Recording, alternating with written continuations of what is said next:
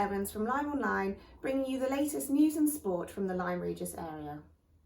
Lyme Regis GP and Dorset Clinical Commissioning Group Chair Forbes Watson has admitted the county's healthcare services are stretched due to increased demands and a shortage of staff. Dr Watson said services were struggling to deliver the winter flu vaccination programme and COVID boosters, while at the same time extending jabs to 12 to 15-year-olds and delivering day-to-day services. He said the county did not have the resources in terms of workforce to deliver everything at once. Both Dr Watson and the county's Public Health Director, Sam Crowe, urged the public to remain vigilant, to wear face masks in crowded places and observe social distancing and good ventilation when indoors.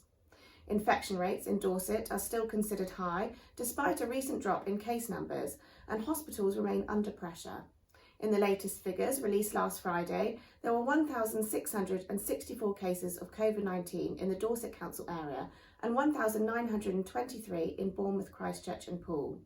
There is now 16 confirmed cases in Lyme Regis, Charmouth and the Marshwood Vale area, which has significantly dropped in recent weeks. Lyme Regis will have a new councillor come Tuesday, with 5 candidates in the running. The council will co-opt a new member on Tuesday night, following the resignation of former Deputy Mayor Kelsey Ellis in October. Not enough people called for a by-election, so existing councillors will choose their favourite of 5 candidates in a public vote.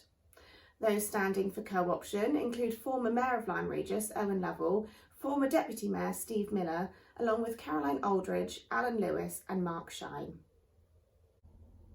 A team of volunteers led by environmental group Turn Lyme Green have started monitoring the water quality of the River Lyme following concerns about pollution levels. The group are working with the West Country Rivers Trust after becoming concerned over the summer when signs were erected in the river warning of pollution risks. This water flows directly into the sea, which is regularly used by residents and visitors all year round. Questions raised with South West Water and the Environment Agency failed to provide clear answers about the issue, which was brought to a head last month following a controversial vote in the House of Commons on water companies dumping raw sewage in rivers across the country. Lyme Regis lifeboat crew and Coast Guards helped to save the lives of 3 men in a major rescue operation in Axmouth on Sunday evening. Coast Guards from Beer and Lyme Regis, lifeboat crews from Lyme Regis, Sidmouth and Exmouth, a Coast Guard helicopter from St Athan in Wales, Fire and Rescue Service first responders and the ambulance service all attended the scene at the mouth of the River Axe. The initial call was to a capsized boat with 3 people in the water who were not wearing life jackets. On arrival, the emergency services found that 1 man had managed to swim ashore but was suffering the effects of hypothermia. A second man could be seen waving a light about 100 metres offshore, and Lyme Regis lifeboat crew pulled him from the water. He too was found to be suffering from hypothermia and was taken inside for treatment. Resources then focused on finding the 3rd man, who was eventually located by the Coast Guard helicopter some 500 metres west of the harbour mouth and 200 metres from shore. Again, Lyme Regis lifeboat crew pulled the man from the water and he was airlifted to hospital due to his condition. Coast Guard said the incident could have had a far worse outcome, and the 3 men were lucky someone had witnessed what had happened and quickly called 999. Eastcliff Beach in Lyme Regis was temporarily cordoned off to the public last week following another large landslide. Lyme Regis Coast Guards were called to the scene just past the end of Churchcliffe Walk on Thursday afternoon and carried out checks to ensure there were no casualties.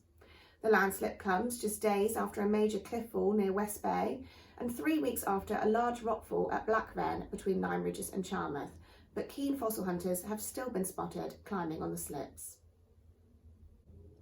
Lyme Regis resident Neil Whitridge will be taking on the adventure of a lifetime next month, rowing across the Atlantic Ocean to raise funds for the RNLI. Neil is one of a team of 12 to take on the Roxy Atlantic Expedition, leaving Tenerife in the Canary Islands in early December and heading to the finishing line in Antigua. The row will cover 3,000 nautical miles and is expected to take 35 to 40 days in challenging conditions. Each member of the team will be rowing for 12 hours per day, broken into 2-hour slots. Neil is hoping to raise funds for the life-saving charity, the RNLI, and has already had more than £400 pledged on his online fundraising page. You can sponsor him via the website shown on screen now. Will football ever be the same? That's the question being asked by a number of local club officials as the season heads towards Christmas. A number of teams have withdrawn from the local leagues and some clubs are struggling to fulfil their fixture commitments. COVID-19 has played a big part in players having to drop out at the last minute and isolating as the pandemic continues to impact our daily life. And it would seem the least committed players may well have found other interests on a Saturday afternoon during the months of lockdown. Lyme Regis Football Club, established in 1885 and a founding member of the Perry Street League, is among the local clubs finding itself in this position.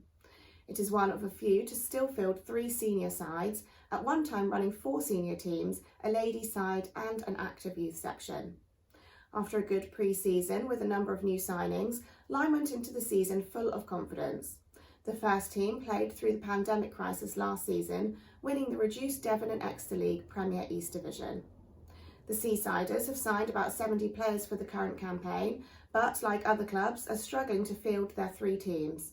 They have already had to cancel 2 of their third 11 fixtures in the Perry Street League, and if they have to do it again, they face being thrown out of Division 1. They have also been plagued by injuries to key players. Despite early promise, Lyme's first team has struggled in the new combined Premier Division, having lost 5 of their first 10 games and being knocked out of the Dorset Senior Trophy. After losing 4-3 away to Kentisbeere last Saturday, conceding late goals yet again, it would seem that a mid-table position is the best the Seasiders can hope for this season. Good news is that striker Joe Bond is back to form after breaking an ankle in the summer and scored 2 of Lyme's goals last weekend.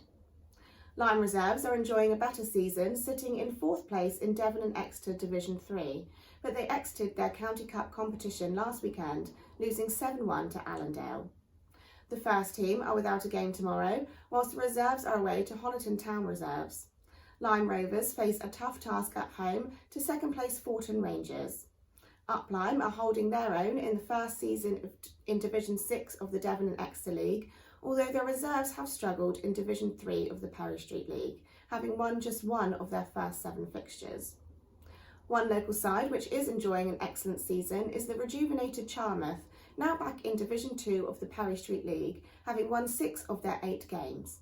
Tomorrow they meet first place Drimpton, and if they win, they could go top of the table. Irish singer Cara Dillon will be performing at the Marine Theatre tonight with doors opening at 7 p.m. A Jurassic Art and Craft Fair will be held at Charmouth Heritage Coast Centre from 10 a.m. to 4 p.m. on Saturday, and there will be live music in the Nag's Head in Lyme Regis from 9 p.m. On Sunday, Lyme Regis Comedy Club returns to the Marine Theatre with headliner Jared Christmas. The weather will be largely cloudy again this weekend with minimal chance of showers and highs of 13 degrees today and tomorrow. Temperatures will drop to a high of 9 on Sunday with strong winds and sunny intervals. Thanks for watching LymeOnline's video news bulletins. You can stay up to date with all the latest news on our website, or you can follow us on Facebook, Twitter and Instagram for regular updates throughout the week. Have a great weekend.